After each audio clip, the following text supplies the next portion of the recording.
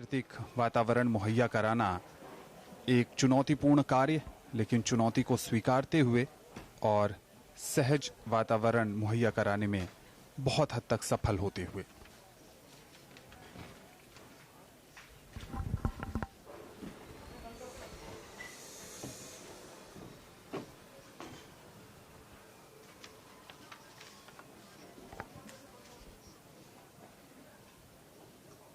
The grey parrot. That perhaps was the black swan. Could well have been, yes.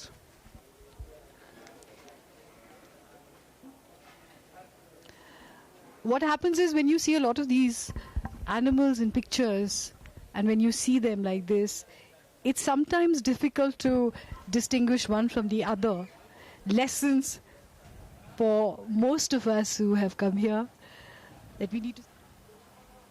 आगे बढ़ता हुआ प्रधानमंत्री का काफिला और ढलती हुई सूरज की रोशनी मध्यम होती हुई थोड़ी मुलायम होती हुई। कलकालिया तो नए मेहमानों के स्वागत के लिए कहें या उनसे जुड़ने के लिए कहें, एक अजीब सा उनके अंदर कौतूहल है। वो देखने को भी मिल रहा है कि प्रधानमंत्री के काफिले के पीछे पीछे काफी देर से एक हिरन मैको और किसी तरह की कोई परेशानी नहीं हो रही है पक्षी को। ऐसा लग रहा है कि बहुत जान पहचान है। अगर हम अपने घर में किसी पक्षी को रखते हैं तो एक दोस्ती सी हो जाती है, लेकिन माननीय प्रधानमंत्री के आने पर भी बहुत सहज, सरल और एक बहुत ही मनमोहक दृश्य इस समय। This one looks like a shy child who needs to be gently nudged towards a visitor. And once they make friends, then a conversation is definitely going to ensue. बड़ा दिलचस्प दृश्य है कि कुछ जो मेज़बान हैं वो नए मेहमान का स्वागत कर रहे हैं और कुछ भोजन के अलावा उन्हें कुछ नज़र नहीं आ रहा। पृष्ठभूमि में काफ़ी बड़ी संख्या में जो निवासी हैं और अब मेज़बान का बाकायदा स्वागत किया जा रहा है उन्हें भोज्य पदार्थ देकर माननीय प्रधानमंत्री महोदय द्वारा। बहुत ही आकर्षक दृश्य है, You must also keep in mind that यादगार this दृश्य है। is a bird that is so beautiful with such lovely hues. So it is going to show a bit of the diva temperament. So while the others came to the Prime Minister, this one expected to be nudged towards the Prime Minister. और जो भी भोज्य पदार्थ दिया गया है उसका पूरी तरीके से सेवन किया जा रहा है इस पक्षी के द्वारा। अनोखा दृश्य है ये, और ये दृश्य अपने आप में इस बात को पूरी तरीके से साबित करता है कि जो प्राकृतिक वातावरण है जिसमें इन पक्षियों को रखने का प्रयास हुआ है वो पूरी तरीके से कामयाब है, पूरी तरीके से सफल है। और साथ ही जो भी यहाँ मेहमान आए, जो भी पर्यटक आए आगे आने वाले दिनों में, वो पूरी रिस्पेक्ट दें इन निवासियों को, जो कि इनमें से बहुत से ऐसे हैं जो अपना मूल निवास स्थान छोड़ करके हमारे देश आए हैं। तो सही अर्थों में कहें तो वो भी जंगल सफारी के निवासी हैं लेकिन भारत के मेहमान हैं। और बड़ी संख्या में हिरन यहाँ पर मौजूद हैं। कुछ देर पहले हमने देखा कुछ राजस्थान से पहुँचे हैं, कुछ अलग अलग जगहों से आए हैं। 12 प्रकार के हिरन हैं, एंटीलोप हैं, ज़ेब्रा हैं। बहुत ही दिलचस्प और खूबसूरत नज़ारा। और अपनी टेलीविज़न स्क्रीन्स पर आप जब ये दृश्य देख रहे होंगे तो निश्चित तौर पर उत्कंठा, कौतूहल, जिज्ञासा आपके मन में विचरण कर रही होगी कि क्यों न जल्दी से जल्दी ऐसी जगह पर जाया जाए जहाँ पर इतने बेहतरीन माहौल में पक्षियों को रखा गया है, पशुओं को रखा गया है, और हम उन्हें कितने करीब से उनको देख सकते हैं, उनके बारे में जानकारी हासिल कर सकते हैं, पढ़ सकते हैं। और जो प्राणी विज्ञान के छात्र छात्राएं हैं उनके लिए, या फिर जो ऑर्निथोलॉजी में, पक्षी विज्ञान में जो दिलचस्पी रखने वाले लोग हैं, उनके लिए तो बहुत ही बेहतरीन ये माहौल तैयार किया गया है। सरदार सरोवर बांध पृष्ठभूमि में दृष्टिगोचर होता हुआ, जिसके एक तरफ 182 मीटर ऊंची सरदार पटेल की प्रतिमा, एक्सोटिक एवियरी है ये, 125 मीटर जिसकी लंबाई है, 35 मीटर चौड़ाई, और बड़ी संख्या में जहां पर पक्षी निवास कर रहे हैं, उल्लसित हैं, प्रफुल्लित हैं।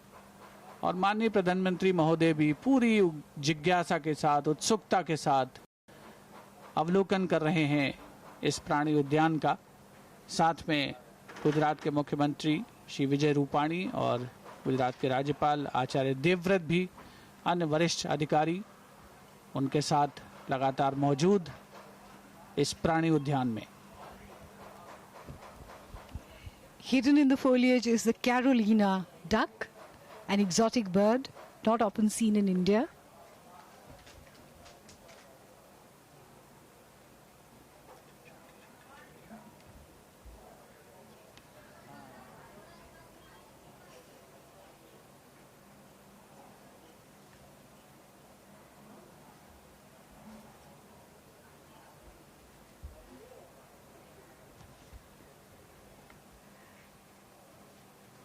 When you go to the various parts of the Sardar Sarovar Dam complex, you find that part to be really the best. So when we saw the children's nutrition park, it was so exciting and so attractive that if children were watching it, I'm sure they wanted to go there. Now that they're looking at the zoo, this seems to be the most attractive.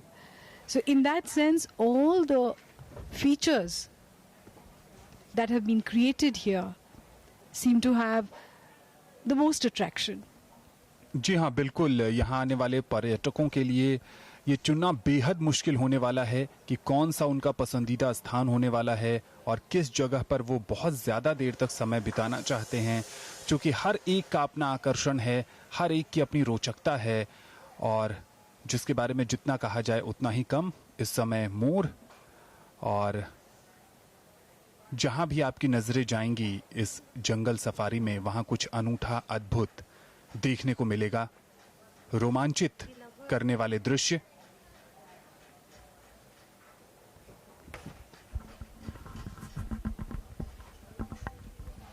Well, a person who comes to this place will like to visit all these places, not just one. So, and it would probably be over a few days, not just one day as well. So I think that a person can plan a visit and to visit not only the jungle safari but also the children's park, the nutrition park, as well as the Arogya One and the Ekta Mall that we have seen so far.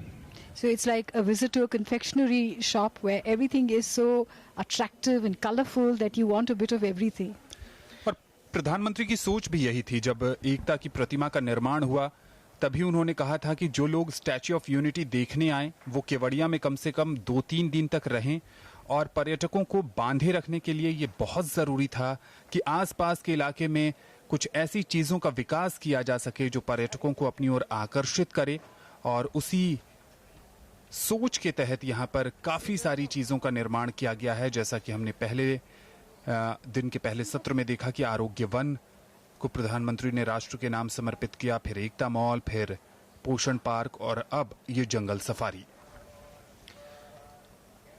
एक महत्वपूर्ण बात ये होती है कि एक विचार अपने आप में बहुत कमाल होता है, लेकिन उस विचार को साकार करना और फिर उसके बाद उस विचार से और विचारों को जोड़ देना और उनको भी साकार करना, ये वाकई बड़ा अद्भुत और बड़ा कठिन सा लगने वाला काम होता है। लेकिन हमने ये सब देखा है और देख रहे हैं।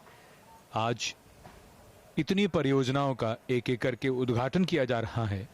ये अपने आप में ऐतिहासिक भी है, महत्वपूर्ण भी है, और सबसे बड़ी बात यह है कि जिस दौर से दुनिया गुजर रही है उसमें ऐसा सोचना और ऐसा कर लेना, ये अपने आप में उल्लेखनीय है।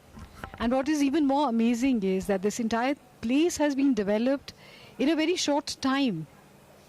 So time factors to meet these kind of deadlines is really amazing. के नज़दीक ये प्राणी उद्यान, विहंगम नज़ारा, 375 एकड़ क्षेत्र में फैला ये जंगल सफारी, कई विविधताओं, कई अनूठेपन को समेटे हुए।